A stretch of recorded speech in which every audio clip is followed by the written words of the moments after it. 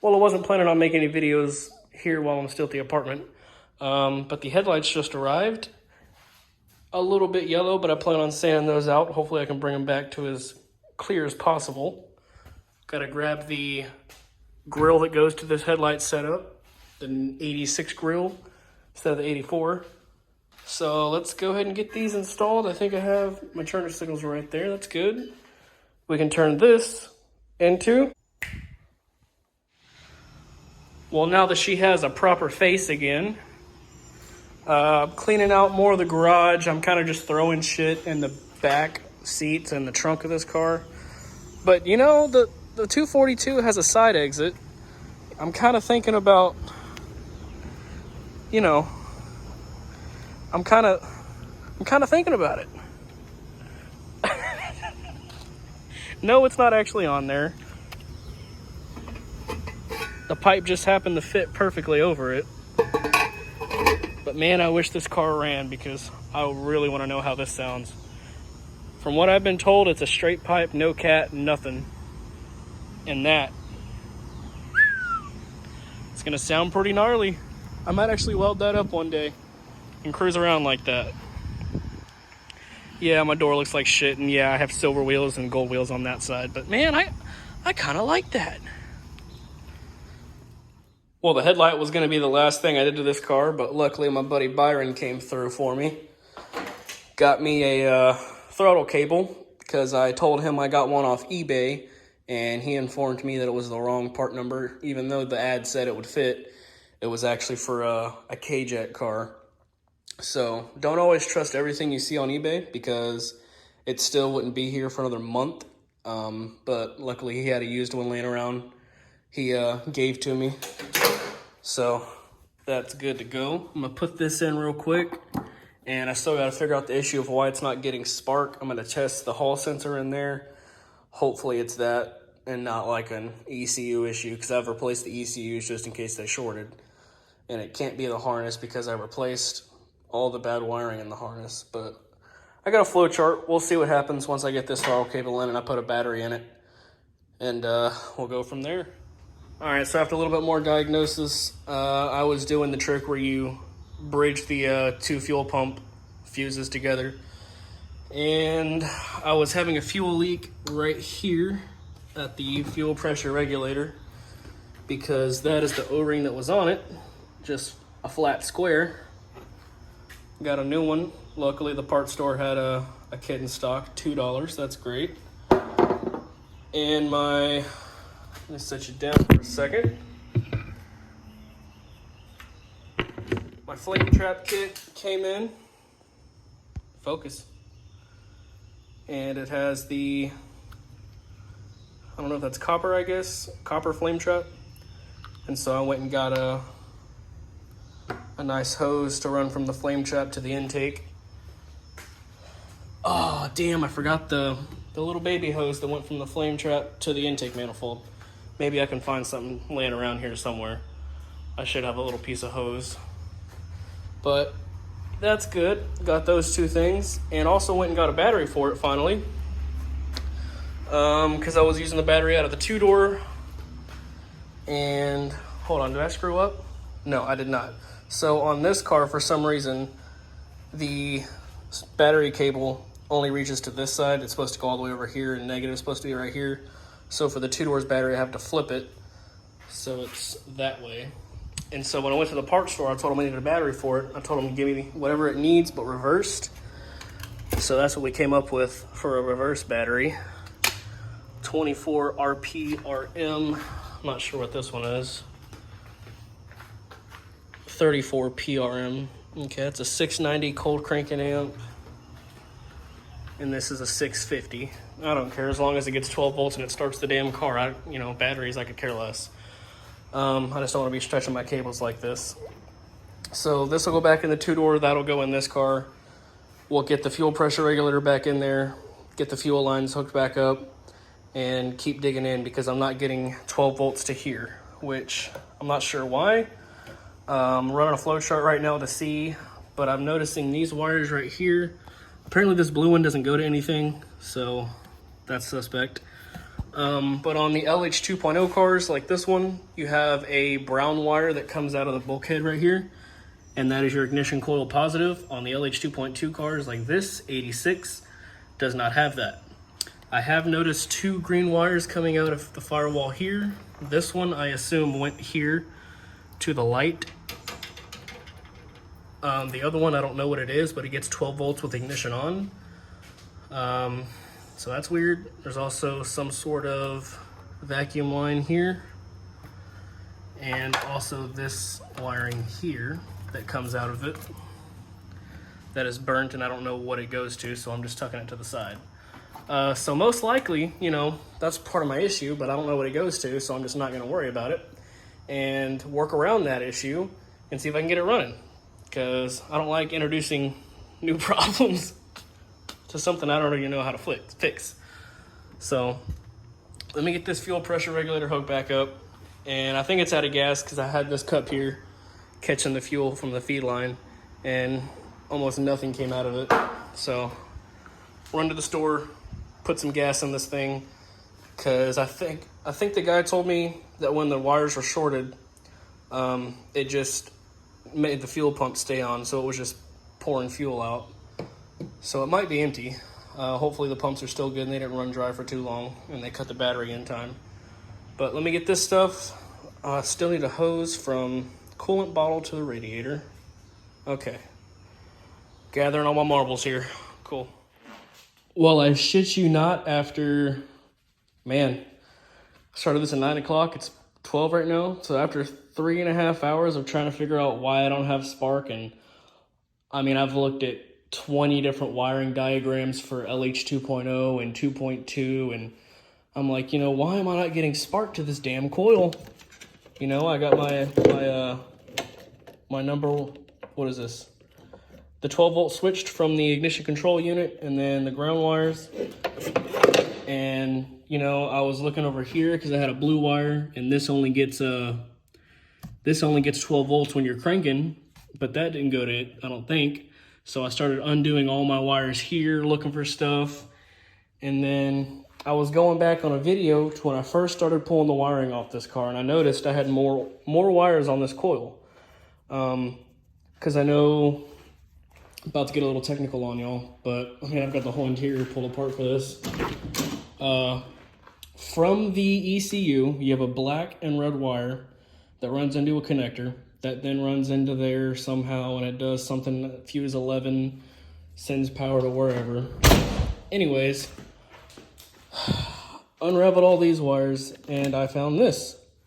And if you look closely at it, you have a white and red wire and a blue wire. White and red is always going to be your tachometer wire, and this was tucked up under here. And so when it was all together, I don't know why I tucked it up under here, but it's sitting right here. I thought it was plugged into the headlight relay, so I didn't think anything of it. But this is most likely our problem for not getting spark. I know I'm setting y'all down a lot. So what we're gonna do, nice, it even has a relay thingy on it. So I am going to hook up this to this, and then, where's my other one? That to that, that to that. So when I turn the key, that blue wire should get power. Yeah, my ignition switch is a little fucked up. We have 12 volts here. We have 12 volts there. So that is the missing wire this entire time of why this car did not get spark. So let me plug that in and then make sure that the ignition, what do you call that? The distributor, the Dizzy Boy, make sure the Dizzy Boy is getting power. And I'll put all this back together. Okay, so now that we have those hooked up, you can see there, I pull the connector off the distributor. We're just gonna check to see if we have spark, and the way you do that is you take this connector off, and the first pin here and the middle pin, you're gonna bridge those two together with a single wire, this one here, and with the cable coming off the ignition coil. I'm gonna put it to a ground, and if I touch those two together, that should have spark. So let me see if I can do this with one hand. This is gonna be awkward. Can I set this somewhere? Yeah, let's try that.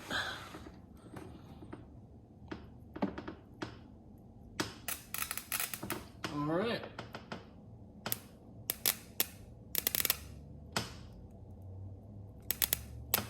So we have spark. Now the car should theoretically run. I'm gonna go pull the spark plug wires off the two-door. I ordered some at O'Reilly's, but they're not gonna be here for a few more hours. So, and also have to fill the tank up on this car. So let me rewrap this wiring, get all this fixed back up. Go snag the distributor cap and rotor and wires off the two-door, put it on here. Just get everything organized back together, and then put some gas in it. We'll see if this thing runs. See if it's timed correctly, because, you know, distributors, it's not even correct. It's just on there. We'll see what happens. All right, just pulled off the whole front end again to get the distributor on. Wanted to make sure it was at top dead center perfectly before I put this in. So having a clear distributor cap really fucking makes this job so much easier. Because you know that's cylinder 1 right here. And as long as your cap is pointed at cylinder 1, you can pretty much just slide this puppy in right here. And that's all there is to it. I still got to find a bolt for it. But yeah, I need to put my other hose on, put it all back together, and pretty much it'll run after that. Hopefully. So let me get this popped in real quick. So I've got some good news and bad news. I got everything back together. We were getting spark, and I went to go prime the fuel pumps to make sure I had pressure in the rail before I got to actually start the motor. And I heard some weird noises, and I heard gas spewing up here. And I got out the car and came down here to look, and I had gas coming out of the intake, dripping from here, all inside the intake tube. You can actually still see, might still be some in there. No, you can still see it's wet in there. I pulled the spark plugs out and started cranking the motor, and gas shot out the exhaust ports. So I pulled the rail to make sure there wasn't a stuck injector. There wasn't. And turns out, car caught on fire because the fuel pressure regulator is bad. I'll show you here in a second. Well, probably not, because I don't want to spray any more gas, but you see the puddle down there. Whatever pressure's going into here is supposed to be coming straight to here to the return, because the injectors aren't on. That pressure's going straight to this, and it's shooting, well, it was shooting straight into the intake manifold. So I think he was driving down the road and it backfired and just kept feeding itself fuel while it was driving and just burning it up until the gas was empty, because there was no gas in this tank whenever I got this car. I just filled it up myself. So it just kept going and going and going and getting hot. He said there was 2 fire trucks trying to get this fire to stop. And it didn't stop until the tank was empty, and it stopped firing from there. So I just ordered a new fuel pressure regulator. Literally nothing came out of this side, the return line. It was all coming straight out of here, straight into the intake manifold. So that's good. We know why it caught on fire, and we almost did it ourselves for the second time, which would have sucked, doing all this work, replacing everything just for it to catch on fire again, because I didn't replace that. I texted the guy, and he said he replaced that. He got it from IPD about a year ago. So IPD, y'all want to do something about this? You know, caught the car on fire. Could have ended up in a junkyard if it wasn't for me. So I just ordered one from O'Reilly's, $60. Hopefully it doesn't leak in a year and cause the same issue. I thought I had one, so I pulled the box of parts out, but it's for a turbo car. So either turbo car or a 2.4, so it threads into the top there. And yeah, that's not going to work for me.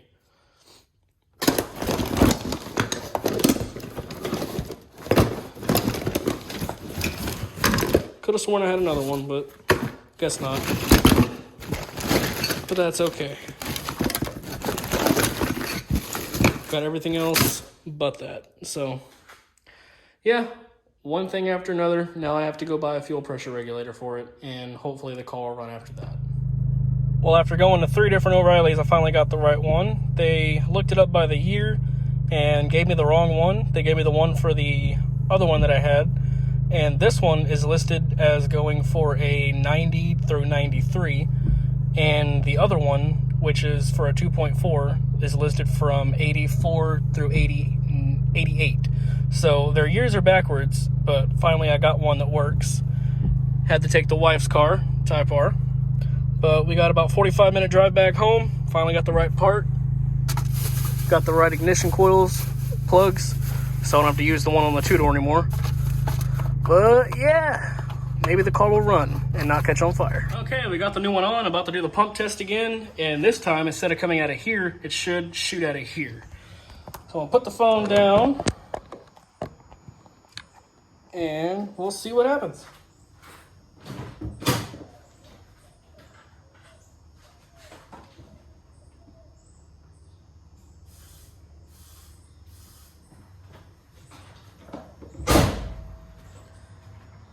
Did it come out? I didn't see shit. All right, let me prime it some more.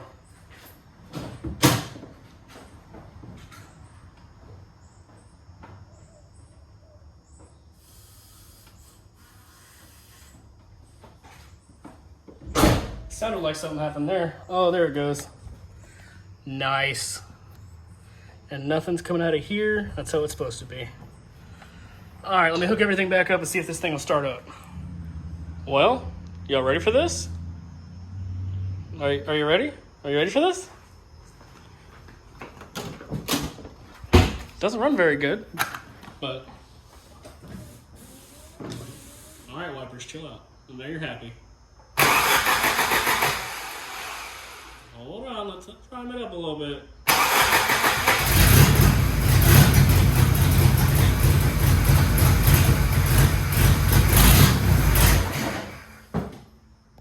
Well, it ran.